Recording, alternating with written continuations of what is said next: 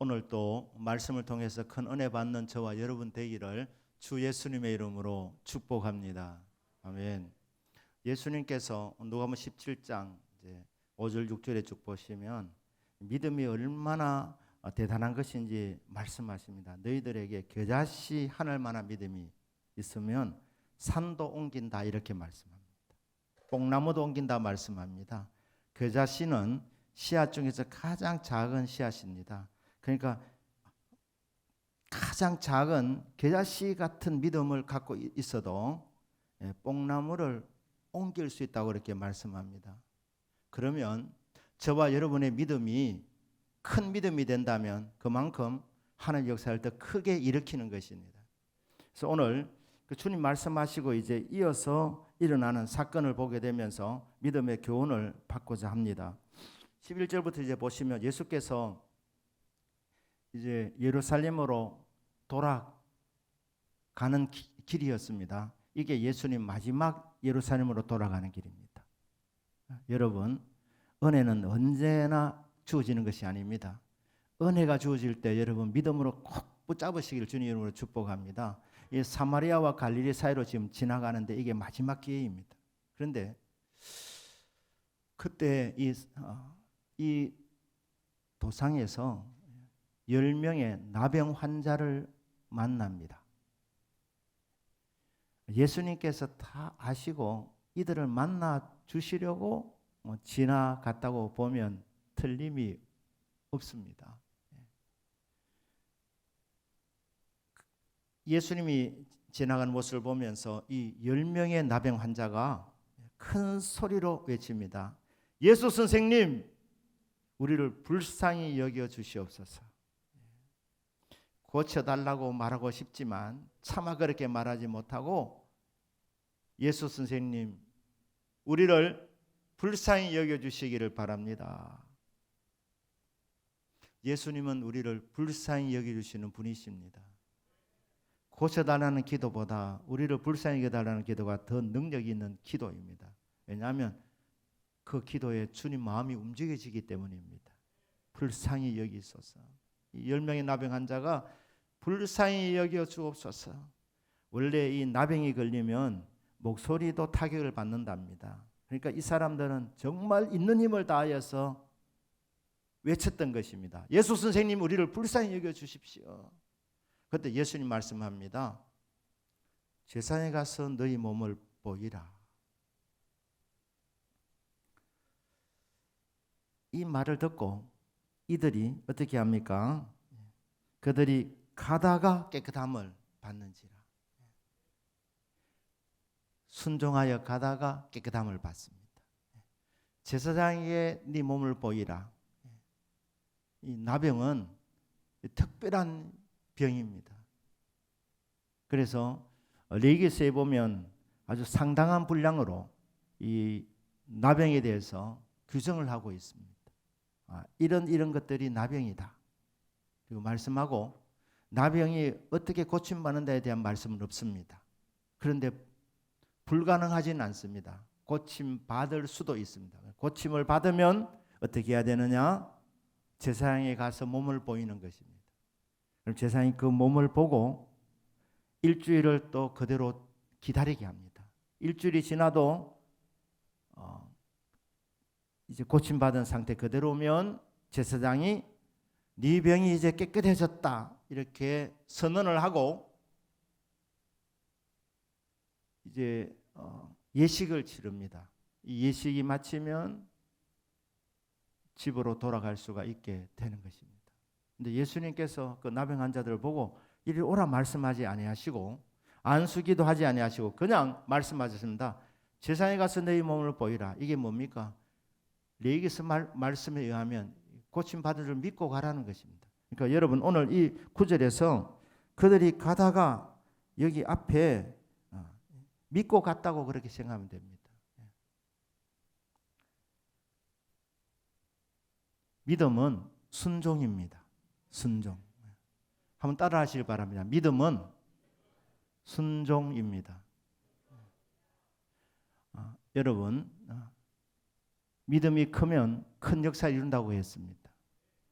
겨자씨만한 믿음도 기적을 일으킨다고 그렇게 주님 말씀하셨는데, 이 믿음이 자라야 되는데 어떻게 자랍니까? 믿음은 들음에서 나며 들음은 예수 그리스도의 말씀으로 말미암느니라. 이 듣는다는 말은 순종을 의미하는 것입니다. 믿음은 순종이다. 순종하는 가운데서, 예수님의 말씀을 순종하는 가운데서 너희 믿음이 성장한다, 이렇게 말씀하는 것입니다. 맞습니다. 여러분, 믿음은 순종입니다. 예수님께서 무슨 말씀하시든지 아멘 하고 이런 순종에 나가게 될 때 우리는 말씀의 능력을 경험하게 된다는 것입니다. 말씀을 듣고 순종하여 가다가 고침을 받은 것을 알게 되었습니다. 예수님 안수기도를 하지 않았기 때문에 예수님 말씀하시는 그 순간에 여전히 나병 가운데 있었을 수도 있습니다. 근데 가다가 같이 가면서 옆에 있는 친구가 말입니다. 깨끗해진 거예요. 깨끗해진 거죠. 서로 보면서 알게 된 건 아닙니까? 고침을 받았습니다. 순종은 기적을 낳습니다. 믿음은 순종이라고 말씀했습니다. 근데 믿고 순종하면 기적이 따라오는 것입니다. 한 번 더 따라해 보길 바랍니다. 순종은 기적을 낳는다. 예수님 말씀을 믿고 가다가 기적을 경험하게 된 것입니다. 기적. 나병에서 노임을 받았어. 이 병이 이게 보통 병이 아닙니다. 힘든 병입니다. 불치병은 아니지만 거의 불치병에 가까운 병입니다. 그런데 예수님께서 한 말씀으로 세상에 가서 네 몸을 보이라, 이 말씀을 그대로 믿음으로 받았다는 것입니다. 듣고 순종하여 가는 도중에서 기적을 경험하게 된 것입니다. 저와 여러분의 남은 생애 가운데서도 주님이 무슨 말씀하시든지 순종되어지기를 주님 이름으로 축복합니다. 근데 순종하다가 우리의 삶에서 기적을 경험하는 것입니다. 주님이 약속하신 대로, 말씀하신 대로 이루어지는 것입니다. 고침 받았습니다. 얼마나 기뻤겠습니까? 곧 월드컵이 열립니다만은 이탈리아하고 축구할 때에 단체로 보고 있었습니다. 지는 줄 알았습니다. 그러다가 2대1로 역전승할 때 우리 같이 보다가 정말 같이 끌어안고 난리가 났었습니다. 여러분, 축구 이겨도 난리인데 이 평생 말입니다. 나병이 걸려가지고 살아있는데도 불구하고 가족을 만날 수도 없고 격리되어져 있고 사회생활을 못하고 그렇게 외롭고 변동 상태에서 힘들게 살아갈 때 얼마나 고통스러웠겠습니까? 그런데 이 나병이 고침을 받았으니까, 함께 고침을 받았으니 이 10명이 얼마나 기뻤겠습니까? 기뻐서 난리도 아니었는데, 근데 그때 딱 한 사람, 이방인 사마리아인이, 나머지 사람들은 아마 유대인이었을 것입니다. 이 사마리아인이 그 기쁨 와중에서 세상에 가서 네 몸을 보이라는 예수님 말씀이 생각난 거예요. 예수님이 너무너무 고마운 겁니다. 그래서 돌아왔습니다. 돌아와서 예수님 발 앞에 무릎을 꿇습니다. 그리고 감사를 표현한 것입니다. 예수님 말씀 듣고 가다가 고침을 받았습니다. 정말 고맙습니다 하면서 계속 엎드려서 예수님께 이 영광을 돌리는, 경배하는 수준이었습니다. 감사합니다. 감사합니다. 그때 예수님이 이렇게 말씀합니다. 내가 10명을 고쳐줬는데 9명은 어디에 갔느냐?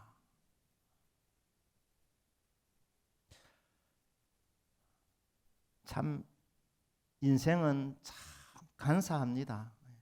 어디 들어갈 때의 마음하고 어디 나올 때의 마음 다르답니다. 여러분, 나는 안 그럴 거라 여러분 장담하지 마시길 바랍니다. 알 수 없습니다. 여러분 정말 어렵고 힘들 때 주님 이것만 해결해 주시면, 이것만 해결해 주시면 내 삶은 주님 것입니다. 그런데 막상 해결되고 나면 그 뜨겁던 마음이 조금 가면 식어지는 거예요. 여러분, 감사도 타이밍입니다. 감사를 미루시면 감사드릴 수 있는 기회 자체가 사라질 수도 있습니다. 이 10명 고침 받았는데 나머지 9명은 어디 갔겠습니까? 아마 집에 안 갔겠습니까? 그 보고 싶은 가족들을 보러 갔지 않겠습니까? 가족 먼저 만나고 나서 그 다음에 예수님 찾아가서 감사해도 안 늦겠다. 머리가 그렇게 돌아간 것입니다. 그런데 뒤에 왔으면 아마 성경에 기록됐을 것입니다. 그런데 그게 말입니다. 그렇게 쉽게 되지 않습니다. 여러분, 감사의 마음을 주실 때 그때 여러분 감사를 표현하는 믿음이 있기를 주님 이름으로 축복합니다. 근데 참 사람들이 감사 인색한 것입니다. 불평불만은 쉽게 하는데 감사할 이유가 충분히 있음에도 불구하고 감사보다는 원망을 선택하는 것이 바로 어리석은 인생들입니다. 어떤 모자가 미국에서 토네이도를 만났습니다. 돌풍입니다. 이 아이가 갑자기 이 돌풍에 의해서 공중으로 날아가 버린 거예요. 그러니까 이 여인이 기도했습니다. 하나님, 하나밖에 없는 아들인 거 아시지 않습니까? 돌려주십시오. 예수님 이름으로 기도합니다. 아멘. 근데 그 기도 끝나고 보니까 애가 다시 날아오는 거예요.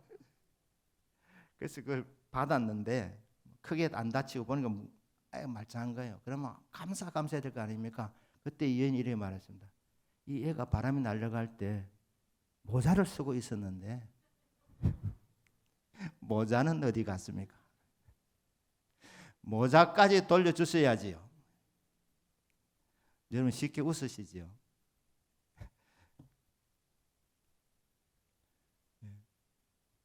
희한한 모자입니다. 참 감사에 인색한 인생들 아닙니까? 감사에 인색한. 바람에 날려갔으면 돌아왔으면 그것 평생 감사해야 되는데 거기서도 감사보다는 불평의 이유를 찾는 게 어리석은 인생들이라. 10명 중에 9명은 감사하러 돌아오지 않았습니다. 1명이 돌아왔습니다. 자, 여러분 오늘 제가 좀 공식을 얘기했습니다. 믿음은 순종이라 했습니다. 순종은 기적을 낳는다고 했습니다. 기적은 감사를 낳습니다. 그런데 예수님은 10명 전부에게 감사를 기대했었습니다. 그러니까 주님 이렇게 말씀하셨어요. 9명 어디 갔느냐? 무슨 말이냐면 9명도 와야 된다는 거예요. 죄송합니다. 문둥병 말하면 안 됩니다. 강단에서. 한센시병. 한센시병 이게 보통 병이 아닌데 이 병에서 이건 뭐 예수님 고실 때 어디 돈 든 게 있습니까?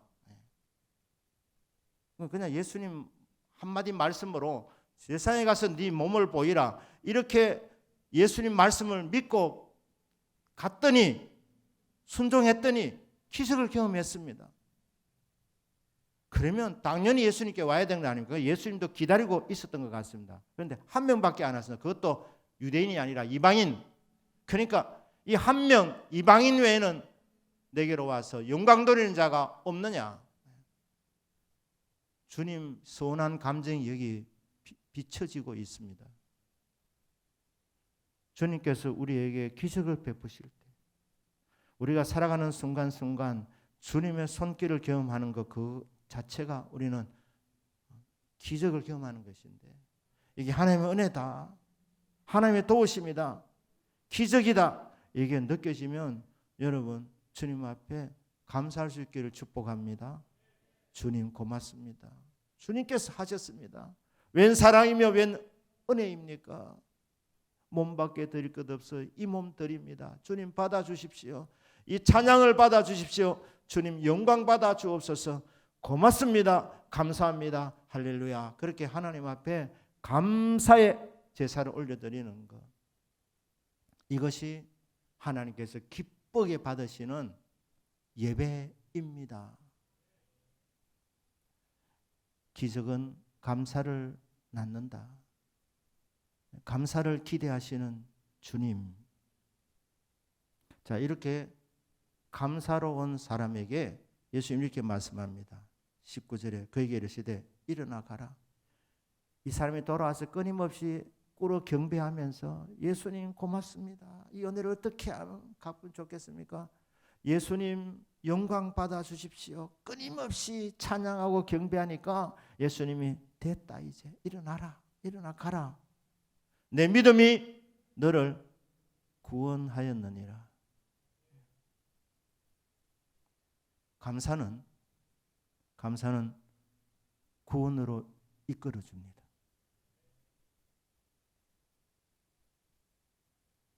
열 명 다 구원 받았지 않았습니까? 육체적인 구원이었습니다. 우리가 살아가면서 때로는 병 고침 받는 구원을 받기도 합니다. 또 어려운 가운데서 사업이 어려워서 기도하는 중에 하나님 응답해 주셔서 사업의 문제가 해결되어지고 하나님께서 물질적인 복을 쏟아부어 주실 때가 있습니다. 우리 성도님 삶 속에 우리 기도에 하나님 응답해 주셔서 이런 복된 일들이 늘 펼쳐지기를 주 예수님 이름으로 축복합니다. 그런데 이것은 어디까지나 육적인 복입니다. 이거는 인생이 세상을 떠나게 될 때 다 놓고 가는 것입니다. 나사로가 죽었다가 다시 살아났지만 영원히 산 것 아니고 언젠가 죽었습니다. 우리가 세상을 떠날 때 하나님 물질의 복을 많이 주셔서도 다 놓고 가야 되는 것입니다. 육적인 이 구원을 받고 만족하면 안 되는 것입니다. 육적인 구원을 베푸신 하나님 은혜 감사해서 주님 앞에 나와서 예배드리고 감사하고 찬송을 불러드릴 때에 주님이 그 헌신을 기쁘게 받으시고 뭐라고 말씀합니까? 일어나 가라. 네 믿음이 너를 구원하였느니라. 무슨 믿음입니까? 하나님께서 다 하셨다는 것을 인정하는 믿음. 그래서 하나님의 은혜임을 알고 하나님께 감사하는 믿음, 이 믿음이 너를 영혼 구원에 이르게 했다는 것입니다. 우리 영혼은 영원한 존재이기 때문에 이 영혼이 구원받으면 영생 복락을 누리는 것입니다. 천국에 들어가서 세세무궁토록 행복하게 될 것인데 누구에게 하나님의 은혜인 줄 알고 내 공로가 아니라 내 힘이 아니라 예수님 은혜로 예수님 말씀하신 대로 그대로 되었습니다. 예수님 영광 받아 주십시오. 그렇게 믿음으로 감사하는 자에게 주님이 가장 귀한 것을 준비해 놓고 기다리시다가 주시는데 그게 바로 영혼 구원입니다. 시편 50편 23절에서 감사로 제사를 드리는 자, 감사로 예배를 드리는 자, 나를 하나님을 영화롭게 하나니 그의 행위를 옳게 하는 자에게 내가 하나님의 구원을 보이리라. 감사로 예배를 드리는 자가 하나님께 영광 돌리는 사람이고 이 행위를 잘하는 사람에게 하나님께서 가장 귀한 것을 준비해 놓고 계시다가 주시는데 그게 뭐냐? 하나님 주시는 구원입니다. 영혼 구원입니다. 이 땅에 잘 되는 것으로 여러분 만족하시면 안 됩니다. 진정한 복은 영적인 복이고 하늘에서 주어지는 신령한 복인데 이 신령한 복의 최고는 영혼 구원받는 것입니다. 그러니까 이 본문의 말씀을 통해서 우리는 이런 결론을 내릴 수 있는 것입니다. 10명이 육체적인 구원은 받았지만 이게 예수님이 주신 은혜인 줄 알고 돌아와서 감사하는 사마리아인이었던 이 한 사람은 영혼 구원까지 받았고 나머지 9명은 육체 구원에 그쳤다. 그렇게 우리가 결론을 내릴 수가 있겠습니다. 이제 말씀 마무리합니다. 믿음은 순종입니다. 순종은 기적을 낳습니다. 기적은 감사를 낳습니다.